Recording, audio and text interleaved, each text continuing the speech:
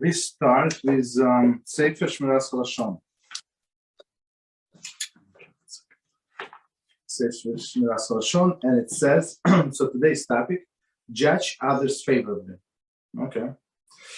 The Torah states, with righteousness shall you judge your fellow, in Vaikra 19:15, which our sages interpreted as a commandment to give one's fellow the benefit of the doubt. It says in Talmud Shavuos 30, page 8, 30a. This precept is among those whose fruit one enjoys in this world and whose principal reward is presented in the world to come. It says in Talmud Shabbos 127a. Development of this trait is crucial for perfecting the quality of Shmiras Haloshon. Right? So important to judge other people, right? Other people favorably. So, and of course, as many people take it out of context, we're not obligated to judge everybody favorably. And some people we're not allowed to judge favorably, right? If somebody is a known Rasha, not allowed to judge him favorably. But okay, continue. To give one's fellow benefit of the doubt is to decide in one's mind that someone who is said to have committed a misdeed did so either unwillfully or out of ignorance or correctly. There is that in fact sin has not been committed. Okay.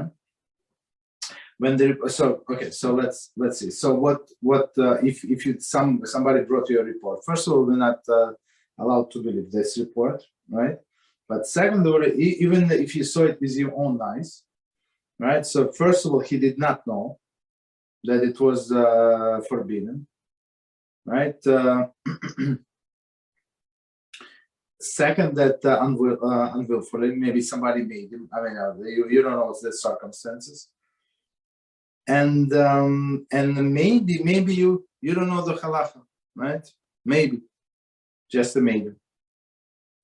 As Rabbi Reuven Shlita, he said this story when I don't know if I said this story or not. It was in the beginning of the pandemic. It was a prayer of this Rishon LeZion of Ashkenazi community, Lashon Hara of Sephardic community, so Rav Yitzchak Yosef from Sephardic and Rav Lau from Ashkenazi community, and all of these other like leaders of the other religions, from Christian, few from Christians, like different sects, and from a Muslim, I think a Buddhist, and all of this. Like other people, and they would pray on the stage. I think they some kind of conference, like let's pray together, and they prayed together, right? And some fools they wrote very bad comments, right, on the internet about these great rabbis, right?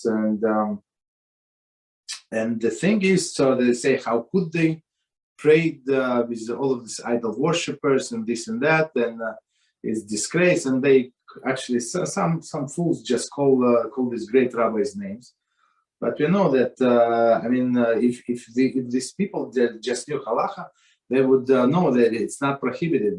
This great rabbis did nothing wrong, right? We're not allowed to go to the church. We're not allowed to go to all of the Buddhist temples or all other idol worshiper things, but to pray together.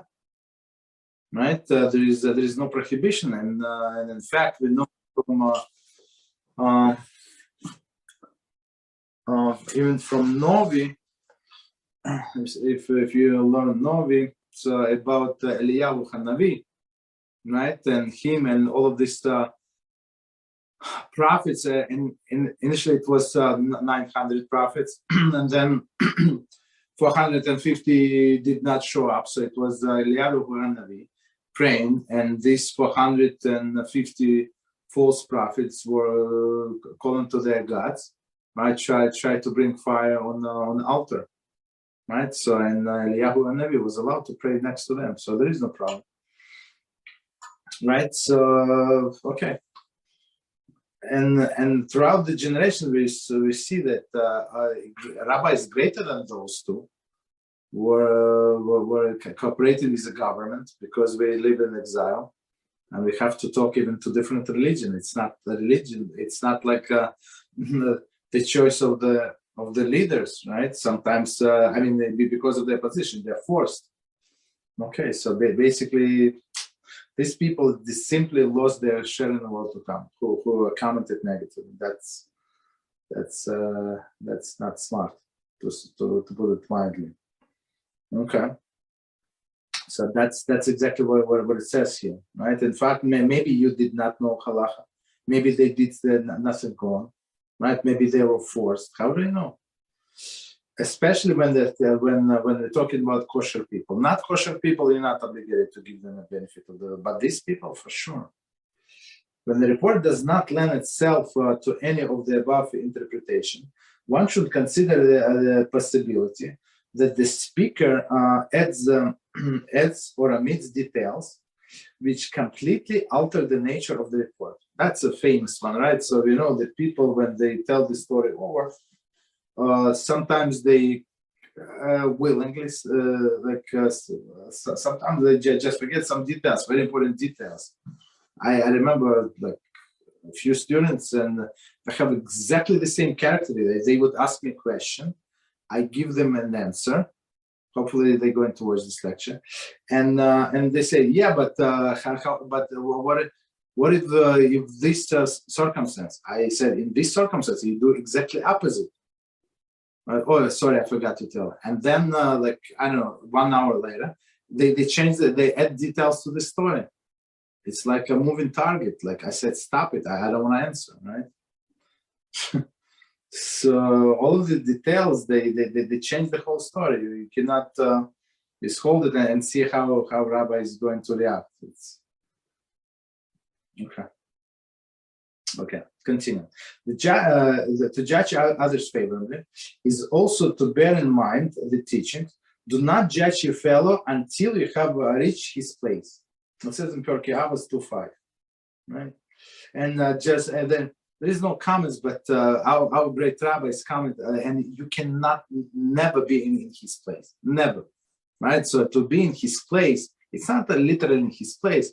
It means that you have to have the same life as he, the same upbringing, the same parents, the same environment, the same siblings, the same maybe abuse that his person went when he was a child. And now through all of these things, the life he went through. So now if you would go through exactly the same thing, so now, yeah, you can judge it. But guess what? All people are different, all lives are different. So basically I would say, just explain, you can never put yourself in his place. So we don't judge. The more one accustoms himself to judge others favorably, the less he will transgress the sin of Lashon Hara. Okay. So we stop here. Right.